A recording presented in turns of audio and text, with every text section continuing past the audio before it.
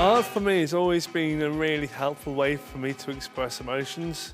It's always been something which has, helped me tackle barriers, helped me tackle things which sometimes can be too difficult to talk about, and kind of like taking on life challenges and perceptions and then sometimes defying them.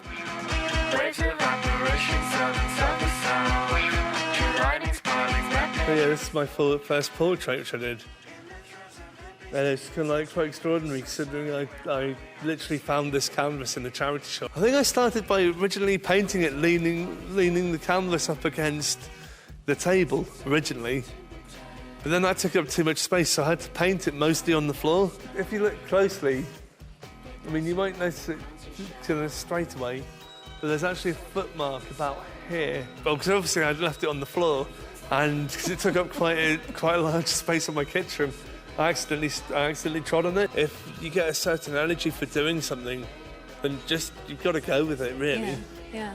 And sometimes, even that means staying up really late at night, because if you find yourself getting really stuck into something, then sometimes you've got to do it. The hand symbol used in it is like the international. Well, it used to be the sailing symbol for kind of OK. So it used to be like it was like a non-verbal way of like kind of sometimes communicating with people. And I tend to find that I use, especially if I was in noisy situations like gigs, sometimes to communicate with other people, I would use like hand signals and like kind of ways of expressing sort of thing.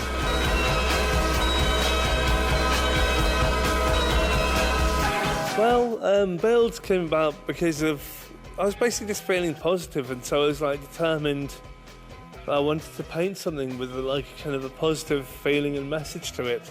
And I think sometimes even if I'm saying sometimes slightly negative things or like introspectively negative kind of things, I think that largely comes because I was inspired when I was doing writing by a lot of beat poets, and